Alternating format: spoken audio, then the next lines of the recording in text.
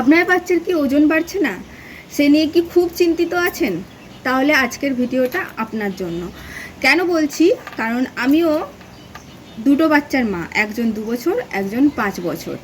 তো সেই অভিজ্ঞতা থেকে তোমাদেরকে আজকে শেয়ার করব যে কি খাবার খেলে তোমার বাচ্চার ওজন খুব তাড়াতাড়ি বৃদ্ধি পাবে। তো প্রথম কথায় আসি, কলা। যখনই তোমার বাচ্চা 6 মাস পেরিয়ে যাবে, তুমি 6 মাস থেকে একটু একটু করে ম্যাশ করে কলা দিতে শুরু করো।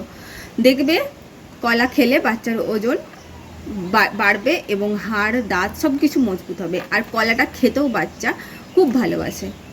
এরপর আসি দইয়ের কথায়। তোমার যখন বাচ্চা 6 মাস পেরিয়ে যাবে, 6 মাসের পর থেকে তুমি অল্প অল্প করে 1 চামচ 2 চামচ এইভাবে তুমি দইটা দাও।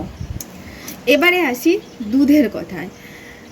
আমরা অনেকেই জানি যে 1 বছর বাচ্চার বয়স না হলে কিন্তু দুধ খাওয়ানো চলে না, কিন্তু আমি আমার বাচ্চাকে নিজের অভিজ্ঞতা থেকে বলছি, আমি আমার বাচ্চাকে ডাক্তারের পরামর্শ মতো আমুল তাজা প্যাকেট দুধটা 8 মাস বয়সের পর থেকে খাওয়াতাম, এবং সেটা অল্প অল্প করে আমি প্রথমে দিই। আগে দেখি যে তার কোনো অ্যালার্জি হচ্ছে কি না, তারপর আমি তাকে পরিমাণ মতো 1 গ্লাস, ছোটো গ্লাসের 1 গ্লাস করে দিই। এখন বাচ্চা 2 বছর বয়স, ও কিন্তু দুধ হামেশাই খেয়ে নেয় এবং সহ্য করতে পারে। এরপর আসি বাচ্চার ওজন বাড়ানোর জন্য প্রধান যে কাজ, ভাত ও ঘি।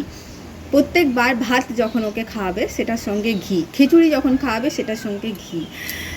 এটাতে কি হয়, বাচ্চার ওজন খুব তাড়াতাড়ি বাড়ে। এবার আসি ওটসের কথা। ওটসে প্রচুর পরিমাণে ফাইবার ও প্রোটিন থাকে।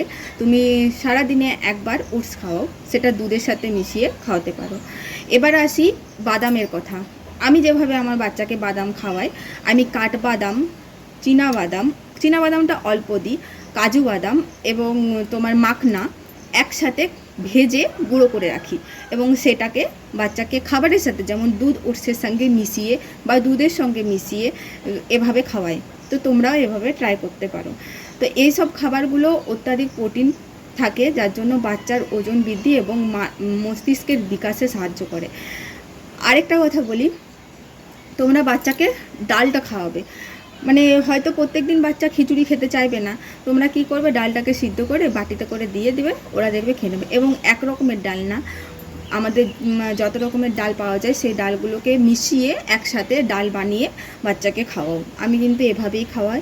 তোমরা জানতে চাইলে যে আমি কি কি খাওয়াই, এই ভিডিও যেমন যদি তোমরা দেখতে চাও, আমি অবশ্যই শেয়ার করব। তো চলো তাহলে আজকের ভিডিওটা এই পর্যন্তই।